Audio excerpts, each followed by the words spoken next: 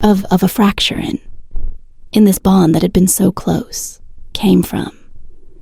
Just when you thought the royal drama had cooled off, King Charles has unleashed a move so icy, it's sending shockwaves through Buckingham Palace, and beyond in a calculated twist that's equal parts tradition and vengeance. The monarch has drawn a hard line, and Meghan Markle's on the wrong side of it. Behind the palace gates, whispers of betrayal.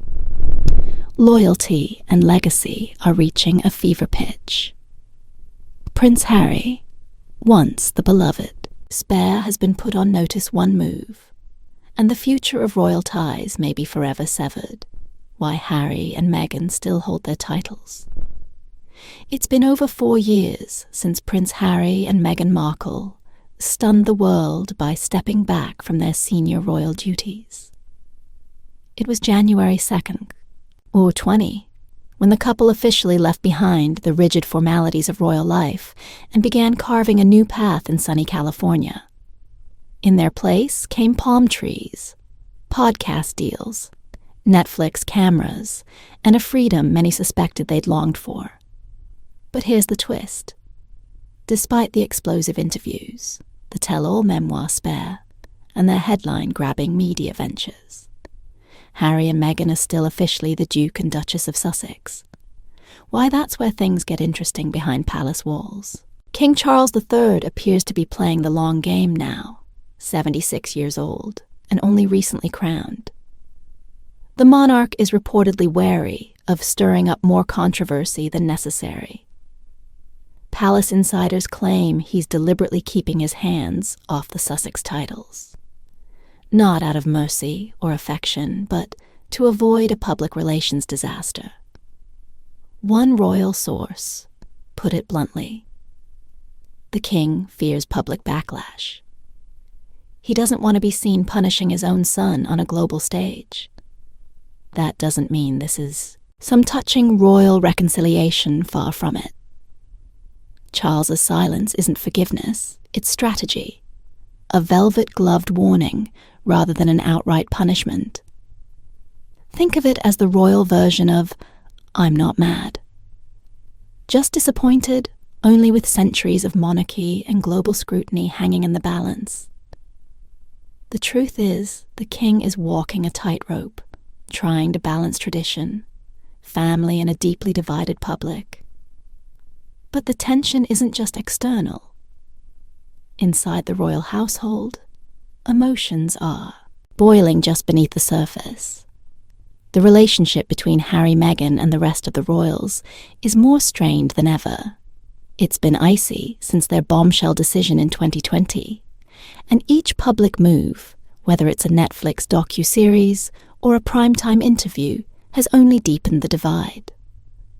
There was a war against Meghan to suit other people's genders when Harry sat down in 2023 and admitted he might be open to giving up the titles. It sent shockwaves through the monarchy.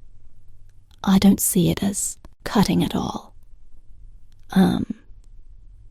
My brother and I love each other. I love him deeply.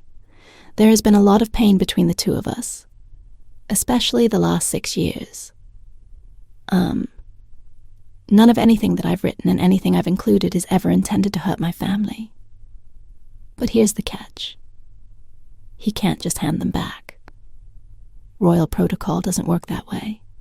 You'll be on the side of Harry and Meghan and think, wow, they had to put up with a loss, and I'm on their titles are woven into the monarchy's legal and symbolic fabric. Removing them takes more than just personal choice. It takes an act of the crown itself. And so King Charles, ever the image-conscious sovereign, has opted to leave things alone for now. But don't mistake inaction for peace. This is chestnut checkers. As it stands, the Duke and Duchess of Sussex continue to hold on to their titles, an echo of their royal past that still links them to the very institution they distanced themselves from. But for how long? Because inside those ancient walls of Buckingham Palace, something is brewing the calm. You see, that's just the surface. The real storm is still forming. But what if holding on to their royal titles is just part of a bigger plan? Brewing behind palace walls. Keep watching how distance and distrust set the stage for King Charles's most personal move. Yet while the Duke and Duchess of Sussex still hold their royal titles, for now the rift that began in 2020 has only deepened with time, distance, and silence. The space between Harry and the royal family, once a matter of geography, has grown into a complex web of emotional disconnects, unhealed wounds, and missed opportunities. And behind the palace gates, those tensions are quietly reshaping the monarchy from the moment Harry and Meghan announced their decision to step back in January 2020. The hope, at least from their side, was for a hybrid role. Harry envisioned a life where he and Meghan could still serve the crown while pursuing their independent ventures across the Atlantic.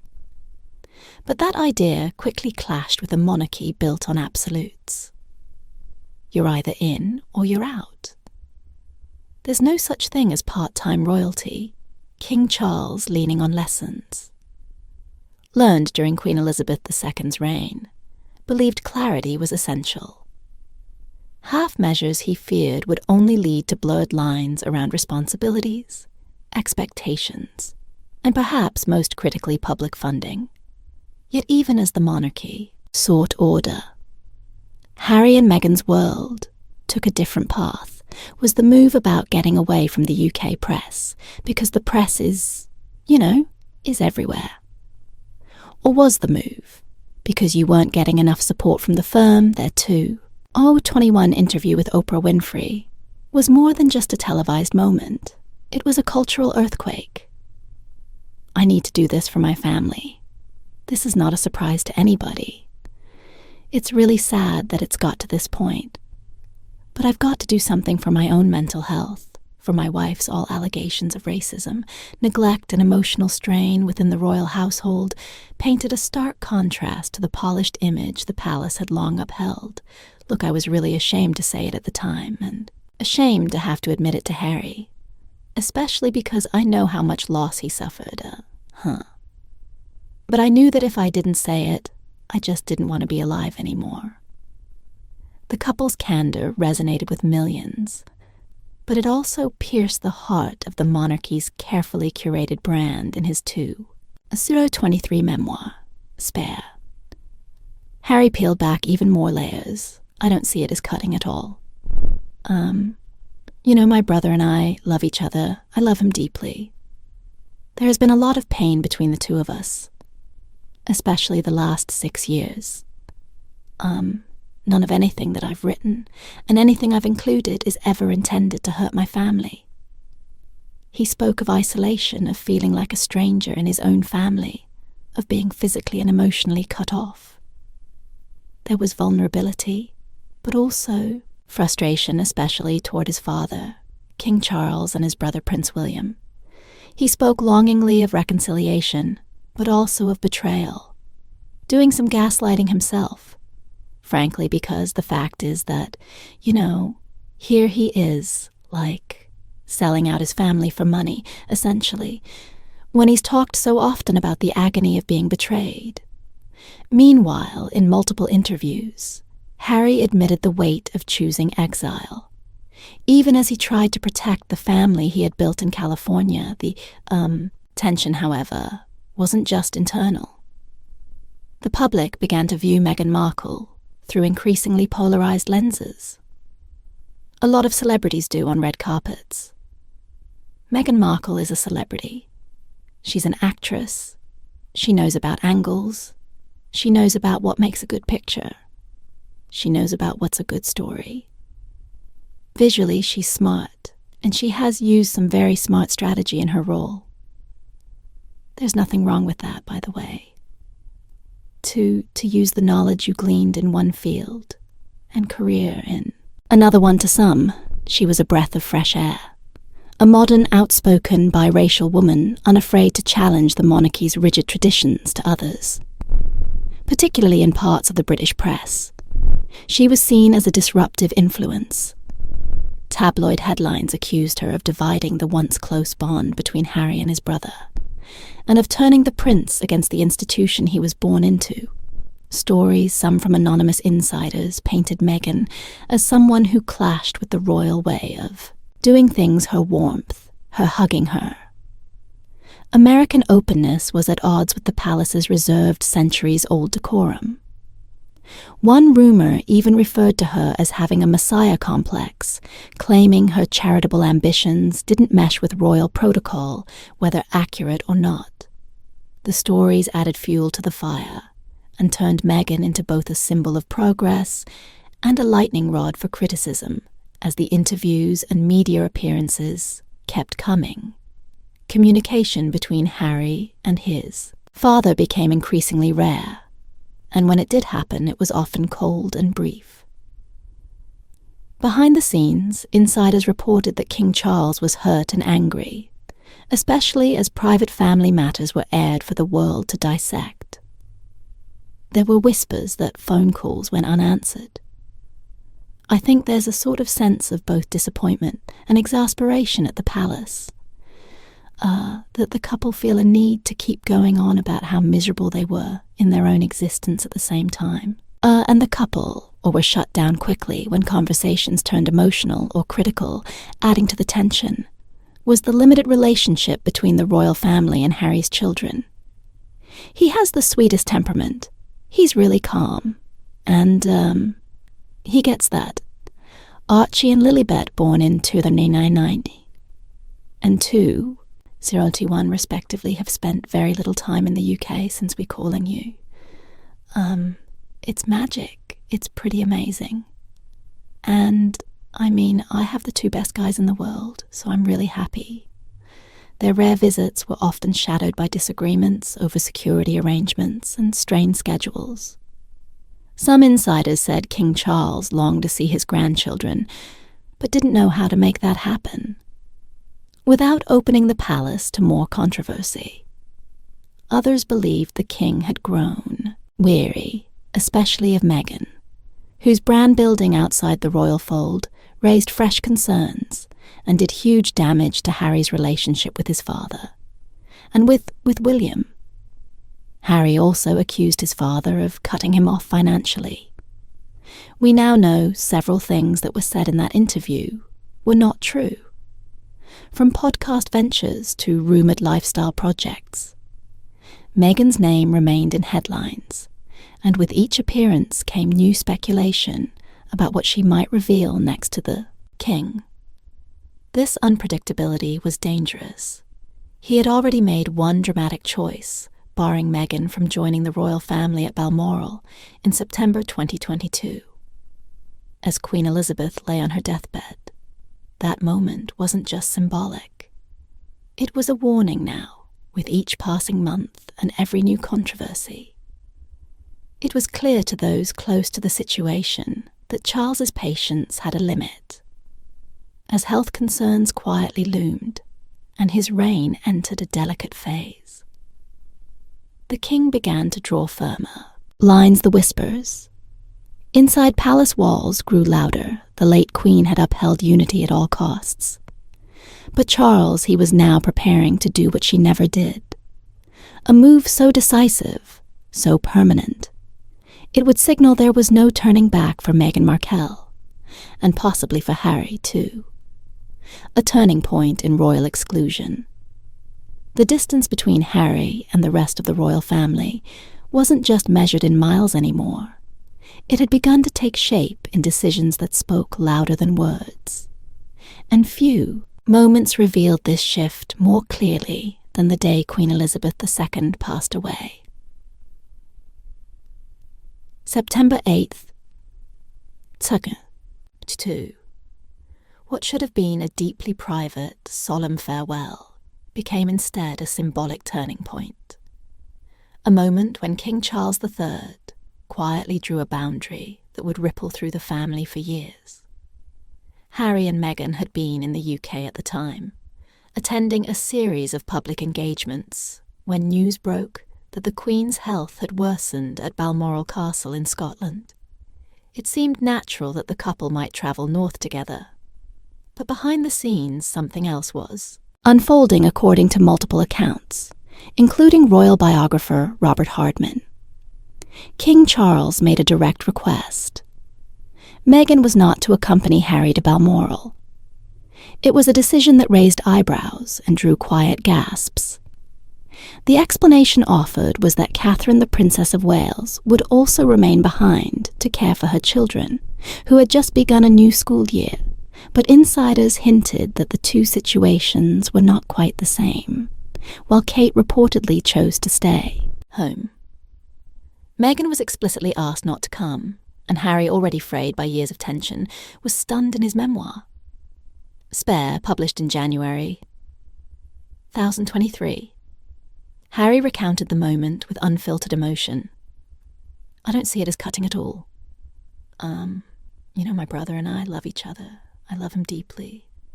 There has been a lot of pain between the two of us, especially the last 6 years.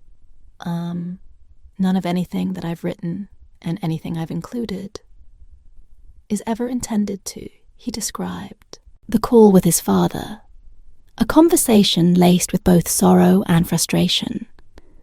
Charles told him plainly Meghan shouldn't come. Harry pushed back, demanding that his wife be treated with respect, but ultimately agreed, only because he was told Kate would not be there either. Still, the sting lingered for Harry. This wasn't just a logistical request. It was personal. He travelled to Balmoral alone, while other royals coordinated their arrival. Charles, Camilla, and Anne all managed to gather in time. Harry, on the other hand, was left scrambling. He arrived after the Queen had already passed. There was no official transport waiting, and no detailed instructions. He learned of her death mid-flight, not from a family member, but from a phone alert shortly after landing, the symbolism of that moment arriving alone, left out of the family's inner circle, was impossible to miss. To many that day marked something deeper than grief. It exposed a fracture that was no longer hidden. The Queen had been the one constant in the family, a stabilizing force, who despite personal tensions had kept the broader royal unit intact. But with her gone, King Charles stepped into a role that required firmer choices, and his handling of Meghan's exclusion suggested a new chapter had begun. Observers now point to Balmoral as more than just a single painful episode. It was a test case. Charles saw firsthand what happened when Meghan was absent during a high-stakes moment. There was less media, frenzy, fewer tabloid interpretations of side glances and body language. The family, at least for that day, could mourn without the spectacle for the king. The clarity may have left a lasting impression behind palace walls. Conversations reportedly turned cautious and calculated. Meghan had become a figure whose every move was interpreted, analysed, and politicised. Her continued public presence, from media appearances to business ventures, meant that even private royal events risked becoming public drama, and for a monarchy rooted in control and image, unpredictability was seen as dangerous. Harry, caught in the middle, found himself forced to accept choices. He neither liked nor fully understood his loyalty to Meghan. However unwavering, only deepened his estrangement from the family he once thought unbreakable. In many ways, Balmoral became a metaphor, not just for the Queen's final goodbye, but for the quiet departure of any illusion that things could return to how they once were. Meghan, for her part, has remained publicly silent about the events of that day. No statements, no interviews, no rebuttals. But the silence itself speaks volumes. It suggests a moment so pivotal and painful that there's little more to say. And for those watching from the outside, the message became clear. Her role in the royal family, never quite stable, had now reached a breaking point in the wake of Balmoral. King Charles began laying the groundwork for a new kind of monarchy, one which certain lines would no longer be crossed. Meghan's exclusion that day, though wrapped in courtesy and protocol, hinted at something more permanent. The king, acting not just as a father, but as a sovereign, had made a decision that would echo far beyond the gates of Balmoral. And what began as a single act of omission was slowly transforming into a lasting royal precedent. But what truly happened at Balmoral that turned quiet grief into a royal reckoning? Keep watching this moment changed. Everything the family divide beneath the crown, what had started as a subtle distancing at Balmoral, began to echo more loudly behind the walls of royal residences. The exclusion of Meghan Markle during Queen Elizabeth II's final hours wasn't just about that moment. It was a visible signal of a much deeper, quieter rupture. As the dust settled and eyes turned toward what the future of the monarchy might look like. Under King Charles III, more pieces of the puzzle emerged, and they painted a portrait of a fractured family struggling to reconcile duty with personal pain, while the royal press office carefully curated the image of calm continuity. The reality behind closed doors was anything but serene. According to numerous palace aides, biographers and insiders who dared to speak on background, the tension between Charles, Harry and Meghan had grown into something nearly unmanageable. The seeds of discontent that were sown during Megxit in early 2020 had blossomed into a thick forest of mistrust for King Charles. The issue had evolved far beyond a disagreement over roles or protocols. Meghan had come to represent a threat, not just to family unity, but to the very values that upheld the monarchy. Insiders suggested that Charles viewed Meghan as unpredictable, and unpredictability in royal circles is nearly synonymous with danger.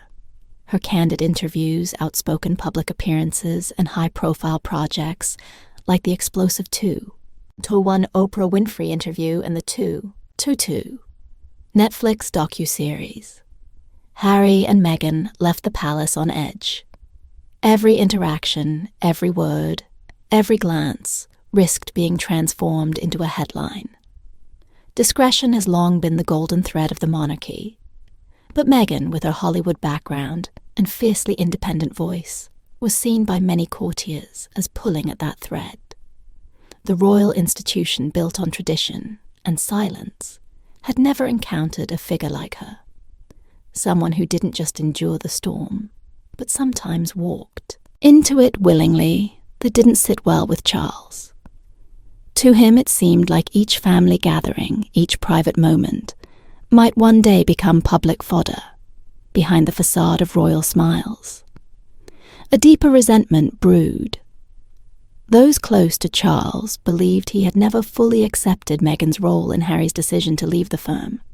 While the king acknowledged his son's emotional wounds, he quietly blamed Meghan for accelerating a split that might have otherwise been repaired in time. It was easier, perhaps, to see her as the one who pushed Harry away, rather than confront the more complex dynamics of his own parenting and royal rigidity. And Harry, he stood at the crossroads, torn between two worlds that refused to blend as a father to Archie and Lilibet. Harry longed to raise his children in a space free from the suffocating glare he knew too well. But as a son, he still yearned for connection with his father. Privately sources say he reached out repeatedly, especially after hearing about Charles's health challenges. Those efforts, however, were often met with cool silence or vague responses. The emotional toll was immense for Harry. Every unanswered call felt like a punishment, not just for him, but for his wife and children too. And when whispers began to surface in early 2024 that Meghan would not be welcome at the eventual state funeral of King Charles, should the day come, it only confirmed what he feared, that their exclusion was no longer temporary. It was. Becoming official observers and royal commentators pointed to this decision as the culmination of years of avoidance, miscommunication, and unresolved hurt. And while the king may have viewed the exclusion as a necessary protection of royal dignity, Harry saw it as yet another rejection, a continuation of the message that Meghan was not, and perhaps never would be, truly welcome.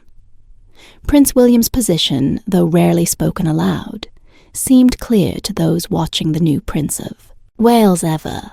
The image of royal steadiness reportedly sided with his father. He too had experienced the emotional upheaval of Harry's departure, and Meghan had become a flashpoint in their already fragile brotherhood. Attempts to mend that rift often faltered, always circling back to her presence as the perceived wedge. What once were minor disagreements had hardened into deep-rooted mistrust. Meghan's role as an outsider had solidified. She didn't just challenge protocol.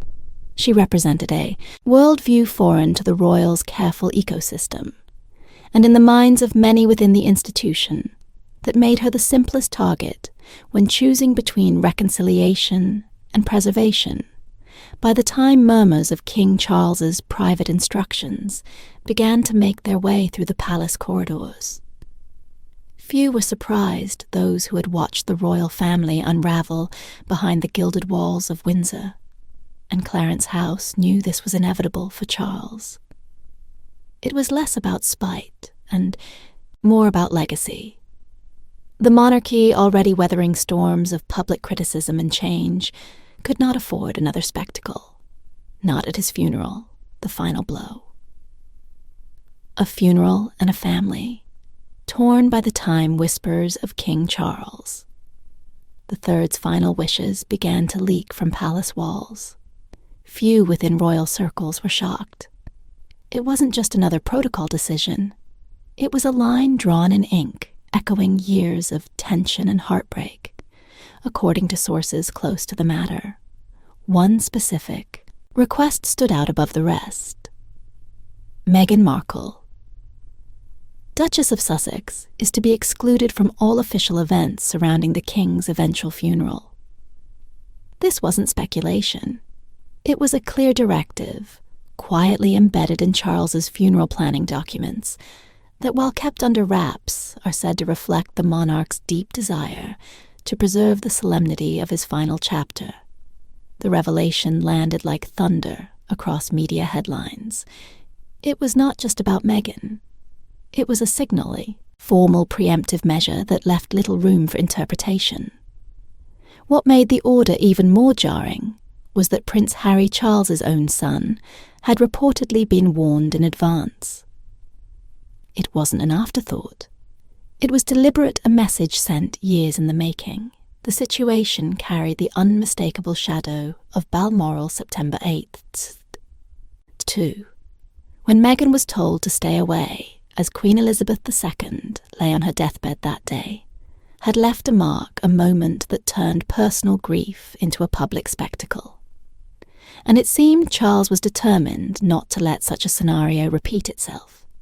Many questioned whether a monarch could truly bar a family member from an event as historically symbolic as a state funeral.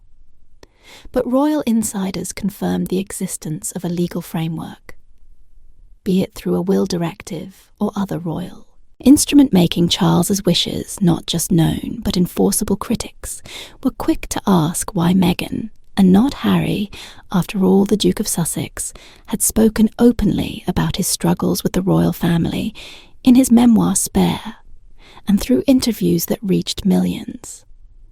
But the monarchy works in symbolism. Harry is still a son of the king, a blood royal with children who hold titles, and a place in the royal line.